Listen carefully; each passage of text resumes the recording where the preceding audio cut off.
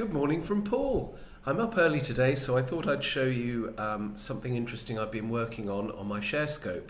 So let's go to the tab. Here we are. That's my ShareScope. So I've been thinking about going concern. Now, for anyone not familiar with going concern, it's an accounting concept whereby the auditor reviews whether, when it's reviewing the accounts, auditing the accounts, the auditor looks at the big picture and says, can this company continue operating for the foreseeable future? And in accounting terms, that's defined as 12 months from the date of publication of the accounts, which is not that long really, 12 months, but and if there are any issues, that is disclosed, the company is obliged to disclose that in the going concern section of the results statement.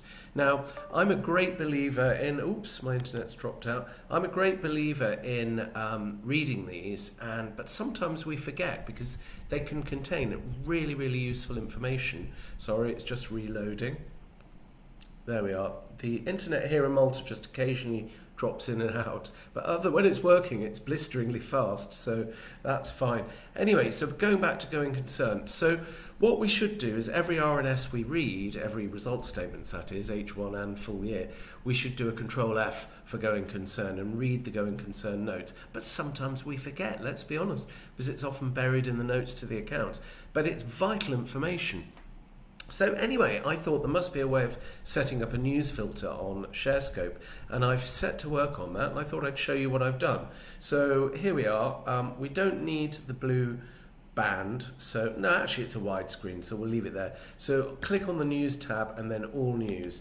Now, filter.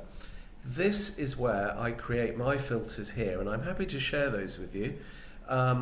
Because I am a brand ambassador for ShareScope, and we do get sponsorship from them, which I'm very grateful for. We need to get a few more people signing up actually, because I don't want to lose the sponsorship. It pays for one of my writers, but I genuinely love ShareScope. It's fantastic, and I wouldn't be without it now. I use it all day, every day.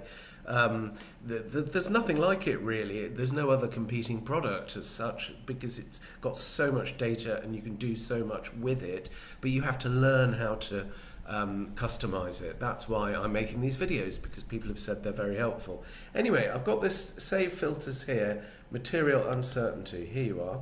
Now, what's this showing us? Let's actually widen the page because we don't need the left hand bit. Right, there you are, very yellow you can see, but that is because I've set it to flag up result statements on that day which contain a material uncertainty warning. And this is, why does that matter? Well, it means they're at very high risk of either going bust or more usually having to do a dilutive fundraise, having to raise equity. So filtering for material uncertainty within the going concern statement will give you a list of potentially high-risk companies that may go bust or will need to do a fundraise. So I was looking, for example, this one, Polarian Imaging half-year report, that came up on this list. So I click through to it. Now what you do here is obviously the news then comes up. Let's make it a bit bigger. There we are, that's Control and the plus button makes it bigger. So what have we got here?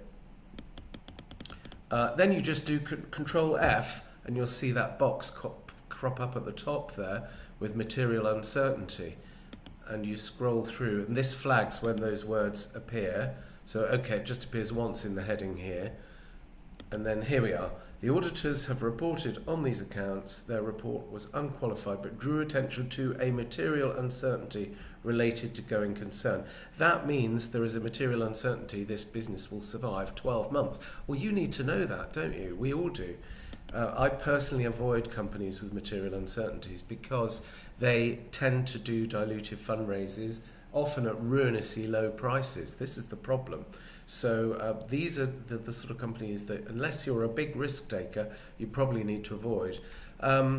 Here we are. It says here, working capital, it will need to raise fresh capital by the end of the second quarter of 2026. Well, that's imminent. And placings, fundraisings take a while, a couple of months. So basically, Polarian Imaging will probably already have the begging bowl out. And it says here, as this funding has not been secured, this represents a material uncertainty that may cast significant doubt about the company's and the group's ability to continue as a going concern. Well, that's high risk, obviously. But it says here, based on the history of raising funding, the directors have a reasonable expectation that this uncertainty can be managed to a successful outcome. Well, maybe, but given that Polarian Imaging, which has really interesting technology, but given that it's, look at the 10-year chart on it, punctuated with the odd rally, but basically, it's killed shareholder value because it's had to do continuous fundraisers. So this filter, I think, material uncertainty, is really useful. And Mothercare also, from yesterday, had a material uncertainty. Let's do Control F, a material uncertainty. Here we are. In making this estimate, it was mitigate the material uncertainty. So they're saying they can mitigate it, but there's still a material uncertainty.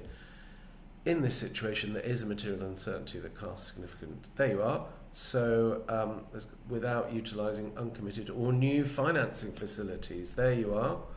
So this is telling you it's high risk. And again, Mothercare, I'm not going near it because it's got a big drain on its pension fund. Let's look at the 2-year chart. There you are, just continuous downwards, rallies, but is that the right show? Oh, that's Gillian. Sorry. We want Mothercare, MTC. It didn't carry. I was looking at Gillian last night. That didn't carry across for some reason. Right, here's Mothercare for the last 2 years. You can see, rallies, but it always goes down. I'm not touching Mothercare. I'm not interested because I don't think it can afford the interest payments and the huge pension cash contributions. And it's, its franchisees are struggling. And if your franchisee is struggling, sooner or later, the franchisor struggles as well. So I think it's too high risk, and the going concern message in the accounts confirms that. So that's shown the value of this filter to you quite quickly. And obviously you can then just keep going down. I'm going to ask the data guys if there's a way, back to headlines. I'm going to ask the data guys, this just carries on going down. It shows you all the companies where material uncertainty has cropped up in their statements. Now, there are some quite good ones within that. So I filtered those. I'm working on this to filter out the companies where they say, for example, there isn't PZ Cousins, that's one of mine. So if you look at that one, call up the, now the funding there is actually absolutely fine. So Control F, material uncertainty, one of two. Now this is interesting. It says here, let's make it bigger again. It says here, in the 2024 annual report and accounts, directors disclosed a material uncertainty. However, they say further down, the directors have determined that this no longer represents a material uncertainty. Brilliant. So this is useful, this filter, in that it shows where material uncertainty has been an issue in the past, Control minus, make it a bit smaller, but is no longer. Now I'll show you the filter. I'll show you the filter criteria. So material uncertainty, edit current filter. Here it is. So you can set this up. You can copy this on your ShareScope. Include stories mentioning any of these criteria. So I've put this in.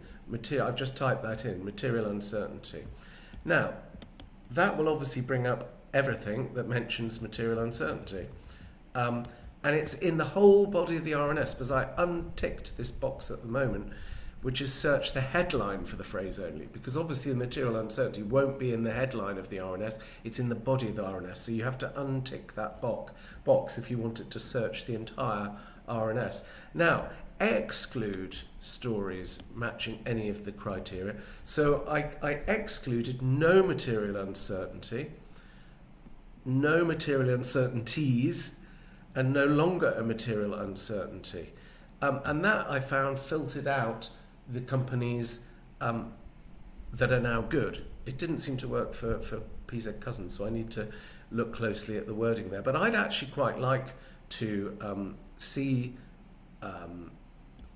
the ones where it, like PZ Cousins, where it actually has shifted positively. So there you are, that's the filter. Take a screenshot of that, or pause the video, pop that into ShareScope to create a new filter, and you've replicated what I've got here, because I thought that was so useful, I wanted to tell you about it. So anyway, I'm sure there are other ways of searching on the internet to do stuff like this, but I think I'm focusing everything I do on ShareScope now. I use it all day, every day. It's just so useful to me that this filter is extremely useful, I think, when I want to review each day without having to search through all the RNSs myself. I can see each day which companies have got going concern issues, and I can then flag that in the small cap value reports. Hope that's useful, and thanks for your support. If we can get a few more of you to sign up for ShareScope, that would be great, because I need to keep a trickle of new accounts being opened, so I want to keep the sponsorship, and I'm showing you stuff that hopefully is improving your investing journey. So my affiliate link is at the bottom of is in the text, the notes to this video. Thanks for your support, and I hope you find that useful. Bye for now. Bye.